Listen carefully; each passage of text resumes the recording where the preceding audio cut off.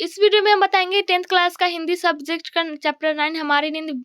इसके कवि हैं वीरेंद्र डंगवाल। काव्य खंड का है क्वेश्चन आंसर। पहला क्वेश्चन है, आप लोगों को अगर पीडीएफ लेना हो तो आप लोग इस नंबर पर संपर्क कीजिएगा 8210 440 360। पहला क्वेश्चन नंबर है, हमारी नींद कविता के शीर्षक की सार्थकता पर प्रकाश डालें। इसका आंसर है, यहाँ शीर्षक विषय वस्तु प्रधान है, शीर्षक छोटा है और आकर्षक भी है। इसका शीर्षक पूर्ण रूप से केंद्र में चक्कर लगाता है, जहाँ शीर्षक सुनकर ही जानने की इच्छा प्रकट हो जाती है, अतः सब मिलाकर शीर्षक सार्थक है। दूसरा नंबर क्वेश्चन है अगला, इनकार करना न भूलने वाले कौन है, कवि का भाव स्पष्ट कीजिए। इसका आंसर है, आज भी हमारे समाज में कुछ ऐसे हठधर्मी हैं जो संवैधानिक और वैधानिक स्तर पर कई गलतियां कर जाते हैं, लेकिन अपनी भूले या गलतियों को स्वीकार नहीं करते हैं। वे साफ तौर पर अपनी भूल को इनकार कर देते हैं, जैसे लगता है कि उनकी दलील काफी साफ और मजबूत है। 3 नंबर का क्वेश्चन है, हमारी नींद कविता के प्रथम अनुच्छेद में कवि एक बिंब की रचना करता है, उसे स्पष्ट कीजिए। आप लोग इस क्वेश्चन का आंसर देख लीजिए। 4 नंबर का क्वेश्चन है, मक्खी के जीवन क्रम का कवि द्वारा उल्लेख किए जाने का क्या आशय है। इसका आंसर है, मक्खी के जीवन क्रम का कवि द्वारा उल्लेख किए जाने का आशय है निम्न स्तरीय जीवन की संकीर्णता को दर्शाना। सृष्टि में अनेक जीवन कर्म चलता रहता है, वह जीवन कर्म की व्यापकता को लेकर कर्मठता और अकर्मठता का बोध कराता है, लेकिन मक्खी का जीवन क्रम केवल सुविधा भोगी एवं परजीवी जीवन का बोध कराता है।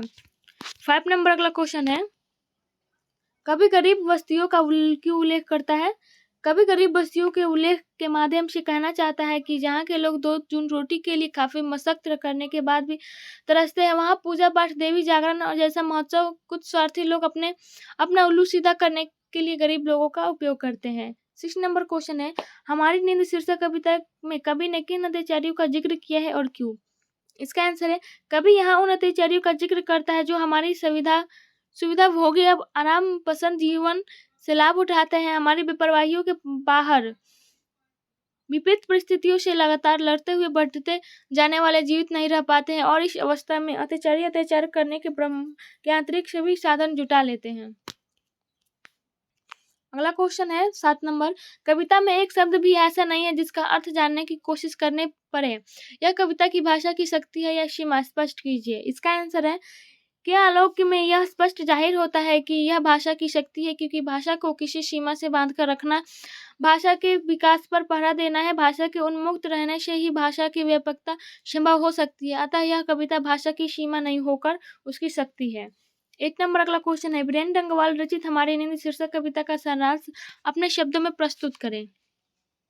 आप लोग इस क्वेश्चन का आंसर देख लीजिए। 9 नंबर अगला क्वेश्चन है, हमारी नींद के बावजूद की व्याख्या कीजिए। इसका आंसर है, प्रस्तुत पदांश हमारी हिंदी पाठ्य पुस्तक है हमारी नींद नामक शीर्षक से उद्धृत है। इस अंश में हिंदी काव्यधारा के समसामयिक कवि वीरेंद्र डंगवाल ने वैसे लोगों का चित्रण किया है जो आराम मतलबी जीवन पसंद करते हैं। प्रस्तुत अंश में कवि कहते हैं कि जीवन क्रम कभी रुकता नहीं है, समय का चक्र के समान बिना किसी प्रतीक्षा किए हुए अनवरत आगे ही बढ़ता जाता है। यदि हमारे समाज का कोई व्यक्ति सुविधा भोगी या आराम का जीवन पसंद करता है तो कहीं एक पक्ष जरूर ऐसा भी होता है जिसका सिलसिला हमेशा आगे बढ़ता जाता है, जो कर्मवाद का संदेश देता है। 3 नंबर अगला क्वेश्चन है, यानी साधन तो सभी जुटा लिए हैं, अत्याचारियों की व्याख्या करें। इसका आंसर है, प्रस्तुत पदांश हमारी पाठ्य पुस्तक गोदली के हमारी नींद नाम शीर्षक से ली गई है। कविता में वीरेंद्र डंगवाल सामाजिक अत्याचारियों की कृतित्वों का पर्दाफाश किया है। आज हमारे समाज में अनेक लोग हैं जो अपनी जिंदगी को आराम मतलबी बना लिए हैं। ऐसा जिंदगी समाज और राष्ट्र के लिए खतरनाक परिधि में रहती है, और इन्हीं में से कुछ लोग ऐसे हैं जो इनकी व्यवस्था का लाभ उठाने के लिए गलत अंजाम देने में पीछे नहीं हटते हैं। अत्याचारी आंतरिक और बाह्य रूप से अपनी स्वार्थ पूर्ति के लिए सभी प्रकार के साधन अपनाते हैं। 11 नंबर अगला क्वेश्चन है, व्याख्या करें। गरीब बस्तियों में भी धमाके से हुआ देवी जागरण लाउड स्पीकर पर। इसका आंसर है, प्रस्तुत पदांश हिंदी साहित्य के सुप्रसिद्ध कवि वीरेंद्र डंगवाल के द्वारा लिखित हमारी नींद से ली गई है। इस अंश में कवि ने उन लोगों का चित्र खींचा है जो गरीब बस्तियों में जाकर अपनी स्वार्थ सिद्धि के लिए देवी जागरण जैसे महोत्सव का आयोजन करते हैं। कवि कहते हैं कि आज भी हमारे समाज में कुछ ऐसे स्वार्थपरक लोग हैं जिनके हृदय में गरीबों के प्रति हमदर्दी नहीं है, केवल उनसे समय समय पर झूठे वादे करते हैं। नेता, पूंजीपति एवं अत्याचारी ये सभी गरीबों की आंतरिक व्यवस्था से खिलवाड़ कर उनकी व्यवस्था से लाभ उठाते हैं।